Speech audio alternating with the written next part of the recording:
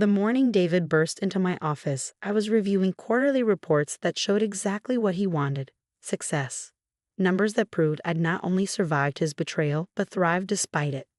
"This is bullshit, Marcus," he shouted, slamming his hands on my desk. "You're making millions while I'm struggling to keep my company afloat. We started this together. I deserve half."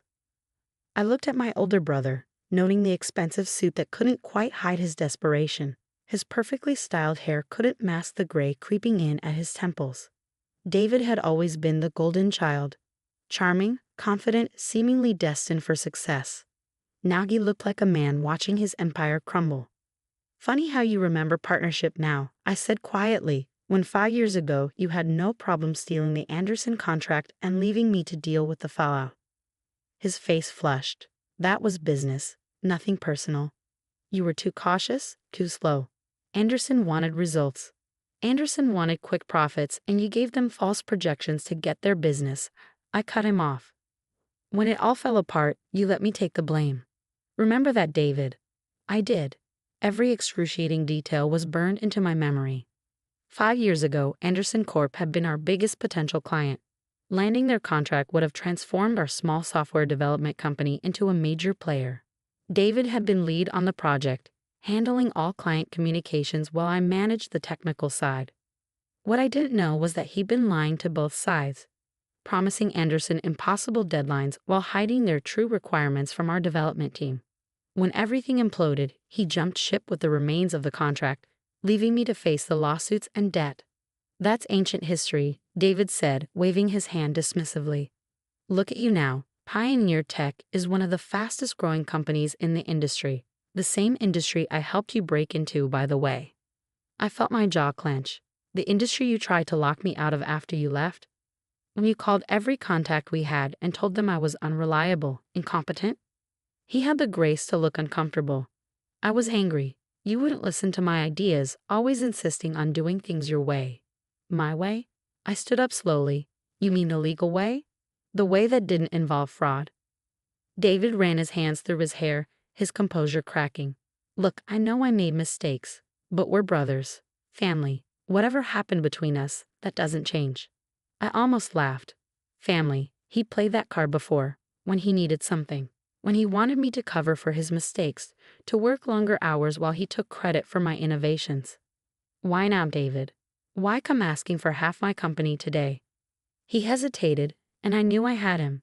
"Stone Tech is making moves," he finally admitted. "They're acquiring smaller companies, consolidating the market. My company, we're not in a position to compete." Ah, there it was. David's company was failing, and he needed a lifeline. Stone Tech, our biggest competitor, was known for aggressive takeovers that left nothing behind. "So you thought you'd claim half of Pioneer Tech?" I asked. "Based on what? The partnership you abandoned 5 years ago?" "I have documentation," he said, pulling out a folder. "Emails, meeting notes from when we started the company, proof that I was an equal partner." I smiled then, reaching for my own files. "Funny you should mention documentation. I have some of my own to share." I pulled out a thick manila envelope and placed it on my desk. "Before you say another word, David, let me show you what I found when I started rebuilding after your betrayal." His eyes narrowed as I spread out the documents, emails, bank statements, and contracts that told the real story of his deception. 5 years ago, you didn't just steal the Anderson contract," I said quietly. "You were embezzling from our company for months before that. Siphoning money into private accounts, charging personal expenses to company credit cards." The color drained from his face. "That's not. You can't prove." "But I can." I pointed to specific transactions. "You got sloppy, David." I was too focused on the technical side to notice the financial irregularities. "But after you left, I had to understand exactly what happened to save what was left of the company." "Those records are old," he said, but his voice had lost its confidence. "They don't matter now. The statute of limitations on fraud hasn't expired," I replied. "And there's more. Your lies to Anderson. I found the original communications, the fake projections, the altered timelines. Everything you used to convince them to sign with you instead of staying with our company." David sank into the chair across from my desk, his earlier bravado evaporating. "Marcus, be reasonable. We can work something out." Like you worked things out with Anderson. How did that go, by the way? I knew exactly how it had gone. Anderson had sued David's company last year over breach of contract. He barely survived the settlement. You're really going to do this? He asked. Destroy your own brother. You tried to destroy me first, I reminded him. The difference is I have proof of everything you did. Proof I've kept quiet about for 5 years while I rebuilt what you tried to tear down. His expression darkened. If you expose this, it won't just hurt me. Think about Mom and Dad. The family name. Don't, I cut him off. Don't pretend this is about family. It's about you needing a way out of the mess you've made. Again, I thought about our parents who had always believed David's version of events, who had called me ungrateful when I refused to reconcile with my brother after his betrayal. They didn't know about the fraud, the embezzlement, the countless lies. Here's what's going to happen, I said, gathering the documents. You're going to leave my office and never come back. You're going to stop telling people you helped build Pioneer Tech, and you're going to find another way to save your company from Stone Tech. Or what? A hint of his old arrogance crept back into his voice. Or these documents go to the FBI, the SEC, and every client you've lied to over the past 5 years. Your choice. He stood up slowly, straightening his designer tie. You wouldn't dare. It would devastate the family. I met his gaze steadily. Try me. As he reached for the door, he paused. You've changed, little brother. The Marcus I knew wouldn't be so ruthless. The Marcus you knew died the day you betrayed him, I replied. You might want to remember that before you try coming after what's mine again. After he left, I sat back in my chair, my hands shaking slightly. On my computer screen, an email notification popped up. Our latest acquisition had been finalized. Pioneer Tech had just bought another small software company, one that specialized in security systems. The irony wasn't lost on me. While David had been destroying relationships to get ahead, I'd been building them. While he'd taken shortcuts and burned bridges, I focused on sustainable growth and innovation. My phone buzzed. A text from our mother. David said you threatened him. Why can't you let the past go?